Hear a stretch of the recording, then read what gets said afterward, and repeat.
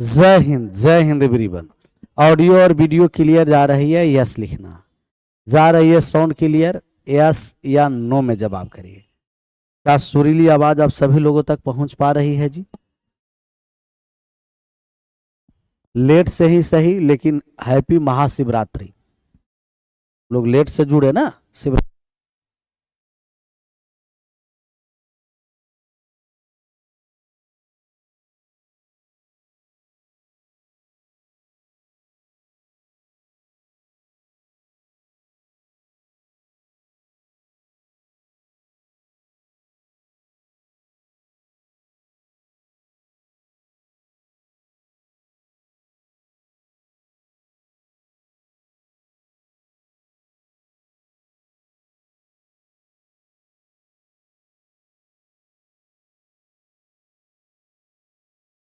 Clear? आगे बढ़ जाए। क्लास नहीं चल रहा? अब देखिए तो चल रही है क्लास।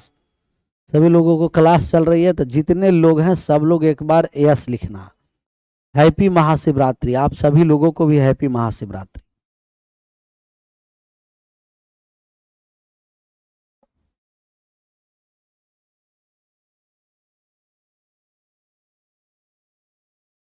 वॉइस, ऑडियो और वीडियो क्लियर जा रही है? एक टाइप कर देना।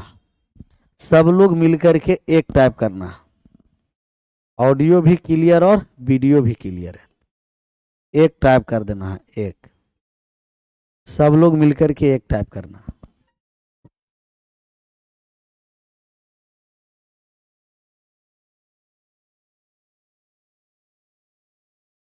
एकदम क्लियर है, एक टाइप कर दिए। ये हम लोग ऑर्थो सेंटर चल रहे थे, और ऑर्थो सेंटर में कितने नंबर क्वेश्चन तक चले थे? क्वेश्चन नंबर थोड़ा सा हमें बताइएगा। कितने नंबर क्वेश्चन? 26 नंबर सवाल हुआ था कि ये बाकी है? 26 नंबर सवाल हुआ है कि बाकी है? क्वेश्चन नंबर 26 के बारे में बताइए।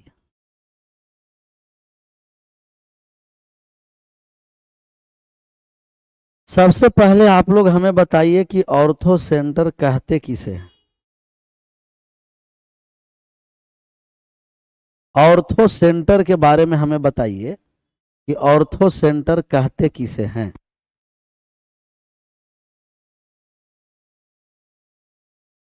26 तक हुआ था, 27। ऑर्थो सेंटर के बारे में हमें बताइए।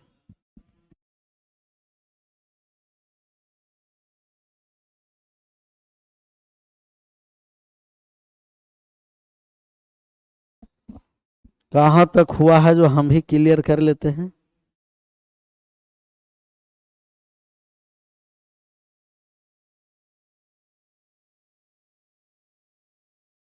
ऑर्थो सेंटर 26 तक हम लोग का हो गया था। ये 27 पर हम लोग आएंगे।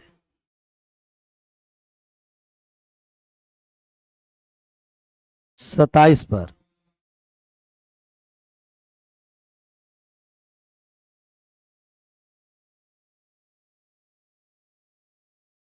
आ जाए। 27 पर एनटीपीसी का आज क्लास चलेगा सर। तीनों हाइट जिस बिंदु पर मिलती है, ये 26 हो गया है। 27 पर आएंगे। 27 नंबर सवाल का आप आंसर करिए। ऑर्थो सेंटर कहते किसे हैं पता है ना? ऑर्थो सेंटर के लिए अगर एक कोई ट्रायंगल है, एक कोई ट्रायंगल एबीसी है, ए बी और सी ट्रायंगल है।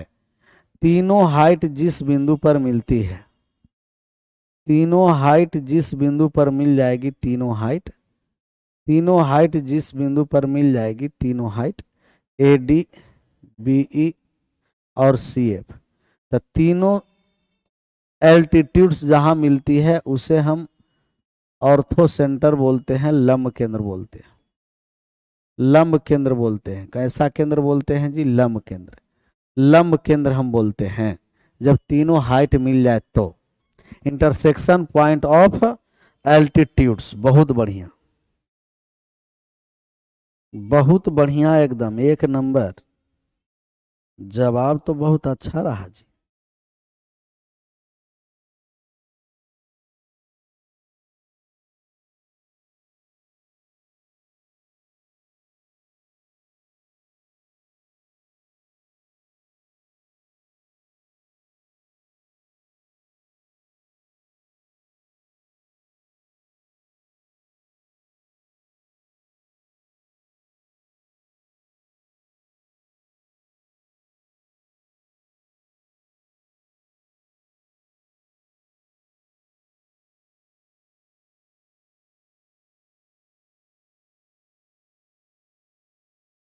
बढ़ जाए आगे।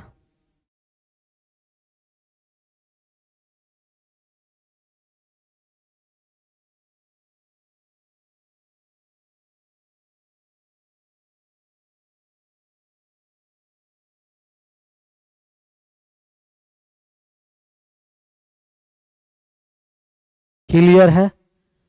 26 तक हम लोग क्लियर कर दिए थे, 27 पर आ जाते हैं।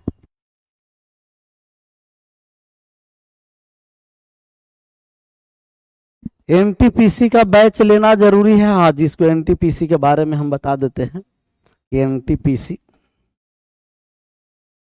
एनटीपीसी ग्रेजुएट और अंडर ग्रेजुएट, अंडर ग्रेजुएट दोनों के लिए हम लोग का इंजेक्शन बैच 3 आया है।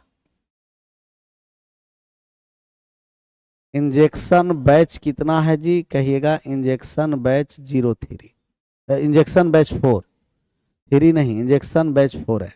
ग्रेजुएट और अंडर ग्रेजुएट लेवल के लिए हम लोगों का इंजेक्शन बैच क्या है, इंजेक्शन बैच 4 है। इंजेक्शन बैच 4 में मैथ और रीजनिंग दोनों है, मैथ्स भी है और रीजनिंग भी है। तो मैथ्स और रीजनिंग दोनों,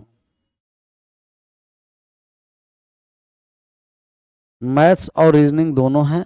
मात्र 199 रुपया में पूरा मैथ और रीजनिंग कंप्लीट हो जाएगा, 199 रुपया में, ग्रेजुएट और अंडर ग्रेजुएट लेवल दोनों के लिए।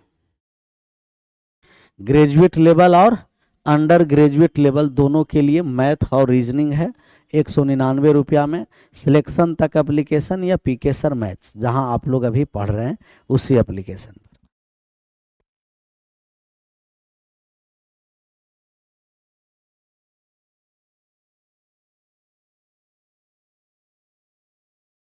27 नंबर का आंसर करिए, करिए आंसर।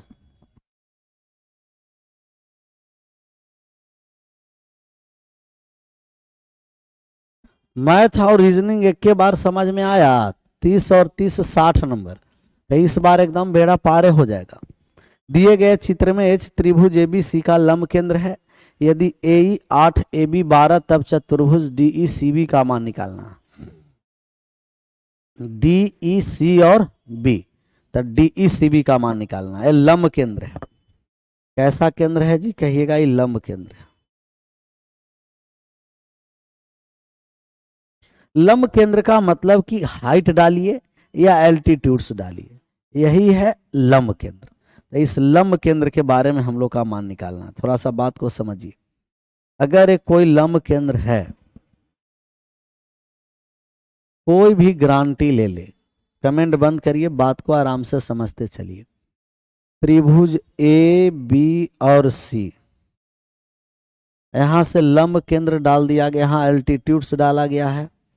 एक एल्टीट्यूड्स B और E है और एक एल्टीट्यूड्स C और F है।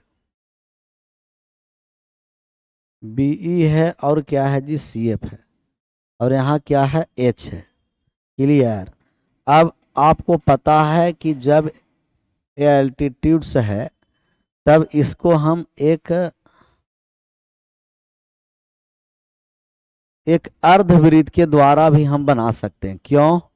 क्योंकि आपको पता है कि व्यास के द्वारा बनाया गया, व्यास के द्वारा बनाया गया जो कोण है वो 90 डिग्री का होता है, व्यास के द्वारा। क्योंकि अब ये व्यास हो गया, तो कहीं भी एल्टीट्यूड्स से जो ऑर्थो सेंटर ही हो गया, कोई कह दिया कि ऑर्थो सेंटर है, तो उससे हम एक अर्धवृत्त है जो निकाल सकते हैं। क्या हम निकाल सकते हैं, कहिएगा अर्धवृत्त। तो अर्धवृत्त हो गया क्योंकि ये व्यास है और व्यास के द्वारा बनाया गया कोण कितना डिग्री का है, 90 डिग्री का। तो व्यास के द्वारा बनाया गया कोण है 90 डिग्री। कितना है, 90 डिग्री व्यास के द्वारा। तो व्यास के द्वारा बनाया गया कोण है 90 डिग्री। तो व्यास के द्वारा 90 डिग्री कोण बनाया गया। थोड़ा सा और बातें आराम से समझते चलिए, आराम से एकदम समझिए ना जी। कहिएगा कि यहाँ E और F है E और F, E और F ए वाले है, ए वाले 90 डिग्री है। तो ए अर्धवृत्त हो गया है। कैसा वृत्त हो गया है, अर्धवृत्त हो गया। अर्धवृत्त हो गया है। तो अब जब हम लोग को देखना है कि कोई इसमें समरूप ट्रायंगल या सिमिलर ट्रायंगल कुछ हो सकता है, तो हो सकता है तो बताइए। इसमें आपको समरूप या सिमिलर, हाँ सिमिलर या समरूप त्रिभुज आप बना सकते हैं।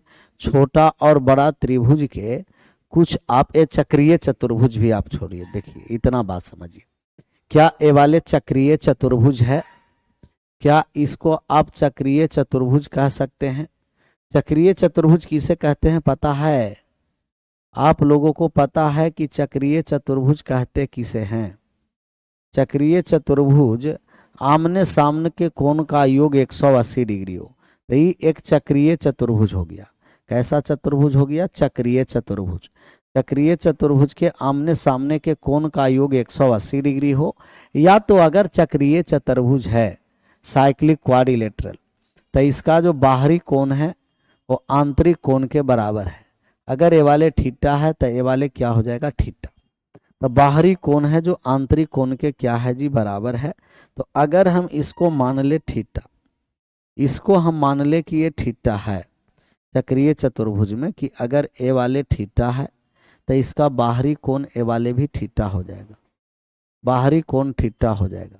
और ए वाले जब हम अल्फा मान ले, ए अल्फा, तो इसका बाहरी कोण ए वाले अल्फा हो जाएगा, अल्फा हो जाएगा।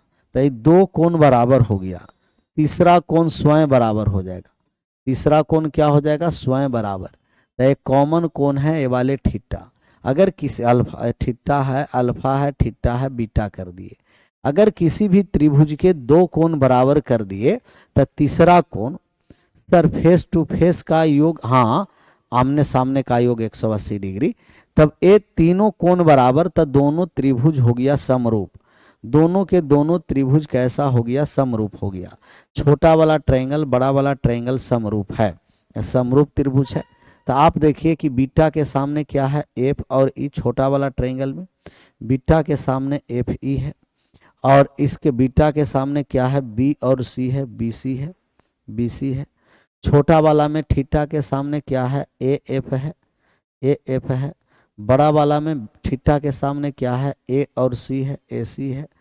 इसमें छोटा वाला में अल्फा के सामने क्या है? ए और ई है, ए ई है। और ए बड़ा वाला में अल्फा के सामने क्या है? ए और बी है, ए बी है। तो ए एफ गुना ए बी, ए एफ गुना का ए बी, और यहाँ हो गया ए सी और गुना ए ई। ये है दोनों के दोनों सिमिलर ट्रायंगल। लिख भी सकते हैं हम, यहाँ लिख भी सकते हैं कि triangle A F E, A F E similar triangle हो जाएगा। ए एफ ई है, ए सिमिलर ट्रायंगल है, सिमिलर ट्रायंगल है ए सी बी, ए सी और बी। ये दोनों के दोनों ट्रायंगल क्या हो गया? सिमिलर। दोनों के दोनों सिमिलर ट्रायंगल है, तो दोनों के दोनों ट्रायंगल सिमिलर है। अब इन दोनों को जब हम गुना कर देंगे तो आप कहिएगा कि ए एफ छोटा गुना पूरा बड़ा, ए एफ गुना ए बी छोटा गुना पूरा बड़ा है, बराबर। इधर जब हम गुना कर देंगे तो ए ई गुना ए सी छोटा गुना पूरा बड़ा, छोटा गुना पूरा बड़ा, आपस में क्या होगा? बराबर। क्रॉस गुना करने के बाद ए एफ छोटा त्रिभुज के छोटा भुजा गुना त्रिभुज के बड़ा भुजा, त्रिभुज के छोटा भुजा और गुना त्रिभुज के बड़ा भुजा। तो छोटा त्रिभुज के भुजा और बड़ा त्रिभुज के भुजा सब आपस में क्या है? कहिएगा कि सब बराबर बराबर है। सब क्या है? आपस में बराबर बराबर है। इंजेक्शन बैच वाला में नहीं लगा है शेड्यूल, 1 मिनट, तुरंत हम शेड्यूल लगवाते हैं। चलिए अब इस सवाल का आप आंसर करके बताइए। सेम सवाल है, कॉन्सेप्ट हम लोग क्लियर कर दिए।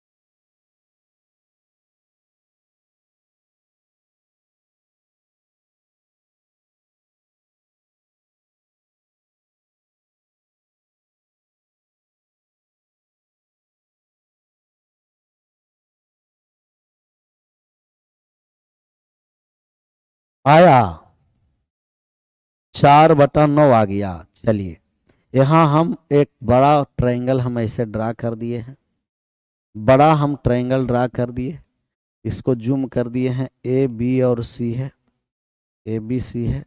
यहाँ से यहाँ जब हम लोग खींचे तो बी और ई है जो लंब है, और यहाँ से यहाँ खींच दिए, ए क्या है, सी और एफ, ए भी लंब है।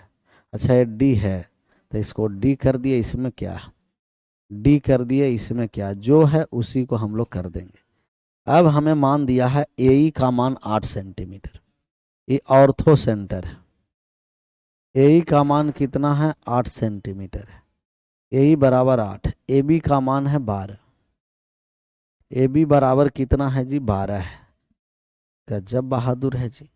ए बी का मान कितना है, 12, ए बी हो गया 12 सेंटीमीटर। और मान दे रखा है हमें त्रिभुज डी ई एफ और त्रिभुज ए बी सी के क्षेत्रफल का अनुपात, त्रिभुज डी ई एफ और त्रिभुज ए बी सी के क्षेत्रफल का अनुपात। तो हम कहेंगे कि सर ये दोनों के दोनों त्रिभुज समरूप हो गया। अगर इसको हम थीटा बोलेंगे तो यहाँ थीटा हो जाएगा, अगर इसको हम अल्फा बोल देंगे तो ये अल्फा हो जाएगा, और ए वाले तो बीटा है ही। तो दोनों त्रिभुज समरूप है, दोनों त्रिभुज क्या है, समरूप। ट्रायंगल ए डी ई समरूप त्रिभुज है ए बी सी, ए सी और बी, ए डी ई है तो ए सी बी है, ए सी और बी। इनका साइड का जब हम लोग रेशियो निकालेंगे तो साइड के रेशियो पर आ जाइए। छोटा वाला में थीटा के सामने दे रखा है, छोटा वाला में थीटा के सामने है, तो छोटा वाला में थीटा के सामने कितना है, हम कहेंगे छोटा वाला में थीटा के सामने है 8, यही मान दिया है ना, ए ई है, अच्छा ए ई है 8, गड़बड़ है, ए डी नहीं ए ई है, ए और ई है जो 8 सेंटीमीटर है। तो छोटा वाला में अल्फा के सामने 8 दिया, छोटा वाला में अल्फा के सामने 8 है, तब बड़ा वाला में अल्फा के सामने कॉरस्पॉन्डिंग लेंथ 12 है, काट देंगे 4 से तो 2 अनुपात कितना हो गया, 3। साइड का रेशियो है। एरिया का जब हम लोग रेशियो निकालेंगे तो आपको पता है कि समरूप त्रिभुज के एरिया का रेशियो साइड का स्क्वायर होगा। तो इस साइड का स्क्वायर, 2 के स्क्वायर कितना हो गया 4, और 3 के स्क्वायर कितना हो गया 9। हमें D B D E C B और त्रिभुज ए बी सी, अब हमें बताइए कि इसका मान कितना होगा। सबका सही आंसर होना है ए टू जेड, सभी लोगों का, सभी लोगों का सही आंसर आना, जितने जो लोग हैं ना सबका सही आंसर होना। बहुत सारे लोग आंसर कर देंगे 4 और 9, जो एकदम गड़बड़ है।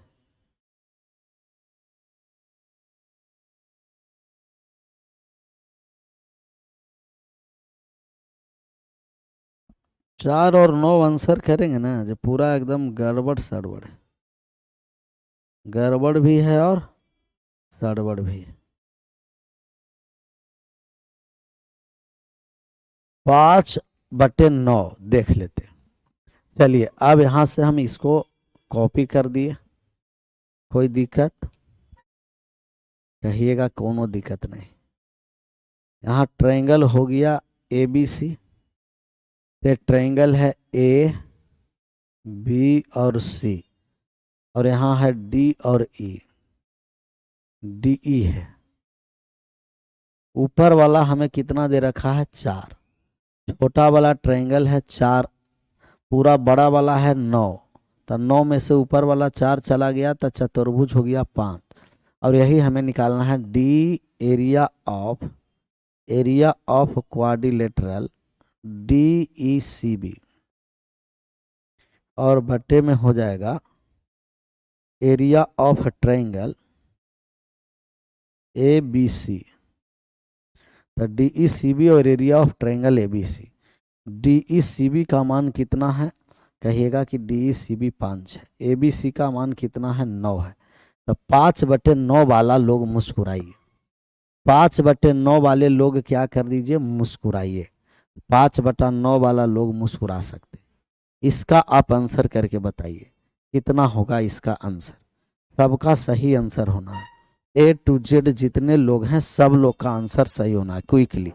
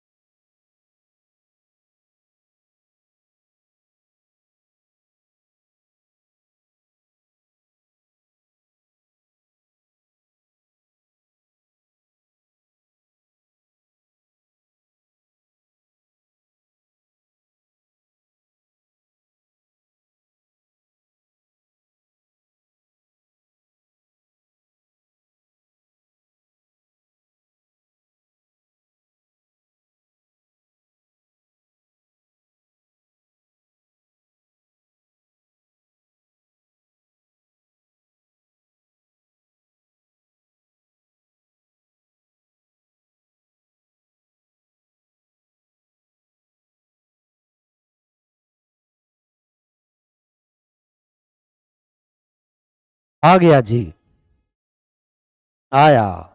चलिए यहाँ देखिए तो बात को आराम से समझिए तो। कह रखा है हमें दिए गए चित्र में एच त्रिभुज एबीसी का लंब केंद्र है। यदि ए एच का मान 4 है, ए एच बराबर कितना है जी, ये 4 है, 4 है। और बी और सी 8 दे रखा है, बी और सी 8 दे रखा है। तब छायांकित भाग का क्षेत्रफल निकालना है। छायांकित भाग का क्षेत्रफल निकालना है, बहुत आसान है। ऐसे जब हम लोग का एरिया निकालेंगे तब आप कहिएगा कि जो ए वाले जो है, ए वाले ये अधिक कोण है, अधिक कोण है। तो अधिक कोण है, जब हम लंब डालेंगे ना तो इसके बढ़े हुए भुजा पर लंब डलाता है। जब भी हम लंब डालेंगे तो इसके बढ़े हुए भुजा पर लंब डलाता है। तो ये इसके बढ़े हुए भुजा पर हम लंब डाल दिए। क्या डाल दिए? बढ़े हुए भुजा पर लंब। ये बढ़े हुए भुजा पर ये लंब हो गया। जब भी हम लोग को एरिया निकालना है, एरिया, तो एरिया निकालेंगे तो ये हाइट हमें पता है, यहाँ से यहाँ तक ही हाइट हो गया, ये पूरा है जो 8 है, तो हम कहेंगे कि H1 हो गया और ये H2 हो गया। तो एरिया जब हम लोग निकालेंगे एरिया, तो पहला वाला का 1/2 गुना 4 गुना H1 हो गया, प्लस दूसरा वाला का 1/2 गुना 4 गुना H2 हो गया। और H1 प्लस H2 का मान हमें दे रखा है कि H1 प्लस H2 का मान है कितना, 8 BC का मान दे रखा है पूरा 8। तो 1/2 गुना 4 हम कॉमन ले लिए, तो ये H1 प्लस क्या हो गया जी, H2, और H1 और H2 है 8, तो 1/2 गुना 4 गुना 8 काट दिए तो 4 से कट गया, 4 4 कितना हो गया, 16 सेंटीमीटर स्क्वायर, 32 नहीं 16। तो 16 वाले लोग क्या करिए, मुस्कुराइए मुस्कुराइए। आपको पता होगा कि पहले जो हम लोग क्लास लेते थे, वो हम पहले लोग क्लास हम लोग ले रहे थे, पहले क्लास हम ले रहे थे अपना फ्लैट पर से, और अभी पूंजी वगैरह कम होने के कारण क्लासरूम में ये लगा हुआ है। अभी ऑफलाइन क्लास नहीं है तो क्लासरूम से हम लोग ले रहे हैं। थोड़ा सा काम होने वाला है तो बीच में क्लास बंद हो जाएगा तो ठीक बात नहीं है, कुछ इन्वर्टर वगैरह लगाना है, धीरे धीरे सब कुछ होता है, बात समझना है। पूरा बड़ा पूंजी है नहीं कि हम लोग को पूरा एकदम जम करके हो जाए, धीरे धीरे, लेकिन ये आप लोगों के सहयोग के कारण ही हुआ है, बात को ये समझना। जितने हम आप लोगों के बारे में कहेंगे उतना ही कम पड़ जाएगा। और हाँ, मैंने फ्लैट पर ही से एगो रूम से, और अब है जो इसमें इन्वेस्टमेंट क्लासरूम बोले वही सब बोर्ड वगैरह ये सब है, सब वही बोर्ड उखाड़ बखाड़ करके, क्योंकि फिर एक्स्ट्रा कम से कम एक सिस्टम लगाने में समझना है कि बोर्ड वगैरह सब लगा करके लगभग मतलब कि 4 से 5 लाख से ऊपर लगभग पड़ जाता है, तो वही है। और अब है जो क्लास आज यहीं तक रहने देते हैं, तलक इधर सेटअप वगैरह करवा देते हैं, फिर अर्थमेटिक में जुड़िए, और धीरे बस एकदम ज़्यादा बात को ये समझना, आप लोग भी कोई बिजनेस स्टार्ट करिए ना तो ज़्यादा पैसे इन्वेस्ट कर करके नहीं, कम पैसा इन्वेस्ट करिए, छोटे इन्वेस्टमेंट से स्टार्ट करना, बस एकदम धीरे धीरे बहुत बड़ा हो जाएगा। तो क्लास आप लोगों का चलेगा, कल से एडवांस इसको आगे बढ़ाएंगे, और आप लोगों का सेंट्रॉइड के बारे में बताते हैं। अर्थमेटिक में आपको जोड़ना है, अर्थमेटिक तक देख लेते हैं, मामला क्लियर हो जाना चाहिए। आज यहीं विशेष मिलते हैं हम कल। आप सभी लोगों का thank you so much, bye bye, take care, जय हिंद, जय भारत।